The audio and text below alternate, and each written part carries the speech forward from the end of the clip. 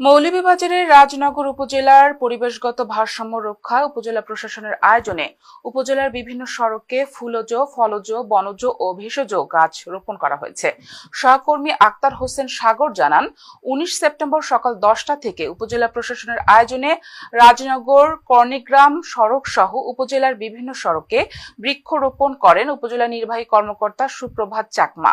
এ সময় তার সঙ্গে বৃক্ষরোপণ করেন উপজেলা সহকারী কমিশনার ভূমি ফাতেমাতুজ্জোহরা সানিয়া, উপজেলা কৃষি কর্মকর্তা মোহাম্মদ আব্দুল্লাহ আল আমিন, রাজনগর ইউনিয়ন পরিষদের চেয়ারম্যান জুবায়ের আহমেদ চৌধুরী, উপজেলা শিক্ষা কর্মকর্তা শরীফ মোহাম্মদ নিয়ামত উল্লাহ, উপজেলা প্রকল্প বাস্তবায়ন কর্মকর্তা রাজু চন্দ্র পাল, উপজেলা মহিলা বিষয়ক কর্মকর্তা মধু চন্দ্রা দাস, স্থানীয় সামাজিক ব্যক্তিত্ব কর্ণিগ্রাম বাজারের ব্যবসায়ী লিকসন খান, ছাত্র হাসানুল বান্না সজীব সহ উপজেলা প্রশাসনের বিভিন্ন স্তরের কর্মকর্তা ও কর্মচারীবৃন্দ।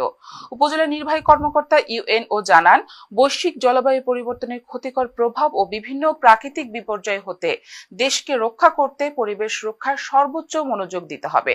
প্রাকৃতিক শোভা বাড়ানো, জীবন ও সম্পদ রক্ষার্থে এবং অক্সিজেন সরবরাহ বৃদ্ধির লক্ষ্যে বিভিন্ন সড়কে এই চারাগাছ রোপণের মূল উদ্দেশ্য।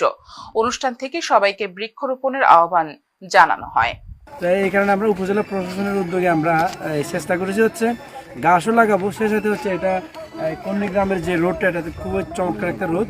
আমরা চেষ্টা করেছি হচ্ছে যাতে সৌন্দর্য বর্ধনের কাজটা হয়, সে কারণে আজকে আমরা হচ্ছে কৃষ্ণচূড়া গাছ, তারপর হচ্ছে সোনালু, জারুল ফুলের গাছ এবং হচ্ছে কাঞ্চন, শ্বেত কাঞ্চন, রক্ত কাঞ্চন, তো এই ধরনের ফুলের গাছ লাগানোর মাধ্যমে আমরা চেষ্টা করছি হচ্ছে এই রাস্তাটা মানে সুন্দর হবে, সেই সাথে হচ্ছে পরিবেশেরও হচ্ছে আমাদের যে উন্নয়ন হবে। এই হিসাবে স্যারের যে উদ্যোগটা নিয়েছে আমার ইউনিয়নের ভিতরে কর্ণিগ্রাম টু রাজনগর, এটা হলো আসলে পরিবেশটাও ভালো রাখবে এবং আমাদেরকে আসলে সুন্দরও দেখাবে।